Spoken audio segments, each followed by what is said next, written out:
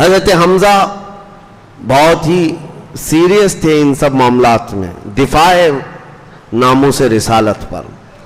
وہ کھڑے ہو گئے اور کہا عمر اگر اچھی نیت سے آ رہا ہے تو ٹھیک ہے، استقبال ہے، اور اگر کوئی غلط نیت ہے تو حمزہ اس کی یہاں سے واپس جانے کے لیے کوئی راستہ چھوڑے گا نہیں. تو حضرت حمزہ کو کھڑے ہوتے دیکھ کر صحابہ نے خاموشی اختیار کی. عمر ابن خطاب آئے، تلوار تو تھی، حجرے میں آتے ہی رسول پاک صلی اللہ تعالی علیہ وسلم کے سامنے تلوار رکھ دی اور کہا آپ جس دین کی دعوت دینے کے لیے کلمہ پڑھاتے ہیں وہ کلمہ مجھے بھی عطا فرمائے. قرآن کی چند آیتیں ہی سنی تھی اور اس کے بعد پورا دل بدل گیا تھا. نبی پاک صلی اللہ تعالی علیہ وسلم نے جیسے ہی انہیں مشرف اسلام کیا، جو صحابہ وہاں موجود تھے، یہ پہلا نعرہ تھا جو مکہ میں بلند آواز سے لگا تھا. صحابہ جوش میں نعرہ لگائے. عمر ابن خطاب کے ایمان لانے کی خوشی سب کو تھی. اب اس کے بعد سب سے پہلا کام جو ہوا حضرت عمر کی طرف سے، جو ان کی اولیات ہیں، جو ان کی خصوصیات ہیں حضرت عمر کی، حضور صلی اللہ تعالی علیہ وسلم سے احکام اسلام سیکھتے رہے.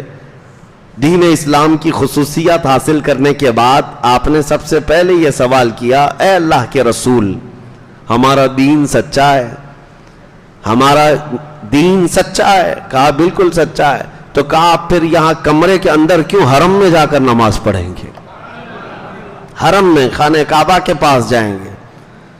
حضور صلی اللہ تعالی علیہ وسلم نے ان کی بات کو رد نہیں فرمایا. 40 مرد تھے اس وقت. حضور نے فرمایا کہ نکلو.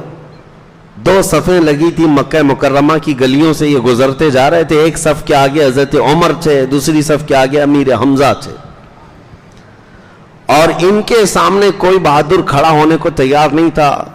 تو حضرت عمر کے ایمان لانے کے بعد سب سے پہلے سارے صحابہ مومنین راستوں پر چلتے ہوئے حرم پاک میں داخل ہوئے اور علل اعلان وہاں پر نماز ادا کی یا عبادت کی.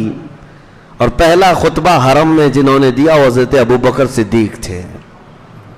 اس کے بعد نبی پاک صلی اللہ تعالی علیہ وسلم نے عمر بن خطاب کو اسی دن ایک لقب عطا کیا، تم فاروق ہو. فاروق کا مطلب ہے فرق پیدا کرنے والا کفر اور اسلام کے درمیان. اس دن آپ نے ایسا واضح فرق بتا دیا مومنین کون ہوتے ہیں. سیدنا عمر ابن خطاب رضی اللہ تعالیٰ عنہ کے اسلام لانے کے بعد آپ اگرچہ بڑے پہلوان تھے، سارے تھے، لیکن پھر بھی مشقتیں برداشت کی، کیونکہ عرب سب ایک طرف ہو جاتے تھے، خاندان کے خاندان، قبیلوں کے قبیلے دشمنی پر اتر آتے تھے. اور اس کے بعد جب رسول کریم صلی اللہ تعالیٰ علیہ وسلم کی ہجرت کا وقت آیا تو حضور صلی اللہ تعالیٰ علیہ وسلم سے پہلے ہی حضرت عمر نے ہجرت کی تھی. حضور صلی اللہ تعالیٰ علیہ وسلم ابھی مدینے گئے نہیں تھے اس سے پہلے. اور حضرت عبداللہ بن مسعود کہتے ہیں کہ ہم نے مکہ سے جتنے صحابہ ہجرت کی ہے سب کی ہجرت پتہ ہے، لیکن عمر بن خطاب نے جیسی ہجرت کی ہے ویسی کسی نے نہیں کی. کہا اس میں کیا ہے؟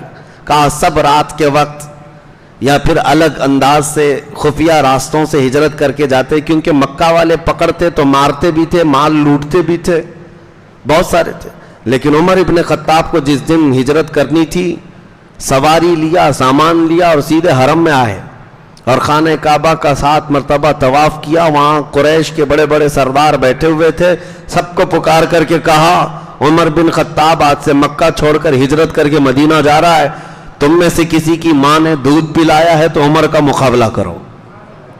سارے سرداران قریش دیکھتے رہے. حضرت عمر طواف کر کے شاہانہ انداز میں ہجرت کر کے چلے گئے، کوئی آپ کو چھو نہ سکا. سیدنا عمر فاروق رضی اللہ تعالیٰ عنہ ایک مرتبہ ابو جہل کو دروازے کے پیچھے حضور صلی اللہ تعالیٰ علیہ وسلم قرآن سنا رہے تھے صحابہ کو، کھڑکی میں کان لگا کر کے سنتے ہوئے دیکھا. حضرت عمر نے دیکھ لیا، پیچھے سے آ کر کے اس کو پکڑا، کہا مامو جان کیا سن رہے ہو؟ اس نے کہا اچانک سٹ پٹا گیا، قرآن سن رہا تھا جبکہ کٹر دشمن ہے اور ادھر سے قرآن بھی سن رہا ہے. پوچھا کیا سن رہے ہو؟ کہا وہی جو محمد صلی اللہ علیہ وسلم پر اترا ہے. کہا کہ اچھا لگ رہا ہے. کہا عمر کسی کو بتانا مت, اللہ کی قسم اس سے بہتر کلام میں نے سنا ہی نہیں. خود ابو جہل کہتا ہے اس سے بہتر کلام میں نے سنا ہی نہیں. پھر آپ نے کہا ایمان لے آ جاؤ پھر اسلام میں. کہا نہیں, ناک کی بات ہے, ناک کا مسئلہ ہے. میں اگر اسلام لے آیا تو پرانی دشمنی کا کیا ہوگا, اور ہمارے قبیلے اور ہمارے خاندان کے لوگ کیا سمجھیں گے. یہ کیا سمجھیں گے والا مسئلہ کئی لوگوں کو لے کر ڈبو دیتا ہے. بہت سارے اسی گمراہی میں مر جاتے ہیں. اسی لیے میرے عزیزو, حق کی تلاش میں یہ مت دیکھنا کہ قوم کیا کہتی ہے, عوام کیا کہتی ہے. بہرحال سیدنا عمر ابن خطاب رضی اللہ تعالیٰ عنہ ہجرت کر کے مدینہ طیبہ تشریف لے گئے. آپ کی خصوصیات بہت ہیں, آپ کے فضائل و مناقب بھی بہت ہیں. اب چونکہ تاریخ اسلام ہم لے کر کے چل رہے ہیں شروع سے, اور کربلا تک کی تاریخ آپ کو سنانی ہے انشاءاللہ, تو یہ ہمارا سفر چل رہا ہے تو اب دور فاروقی میں آ گیا ہے. ظاہر سی بات ہے, تاریخ اسلام میں اگر حضرت عمر کا نام نہ آئے تو اس تاریخ مکمل بھی نہیں ہو سکتی. بلکہ میں یہ کہتا ہوں کہ ایسی بنیادیں ہیں تاریخ اسلام کی.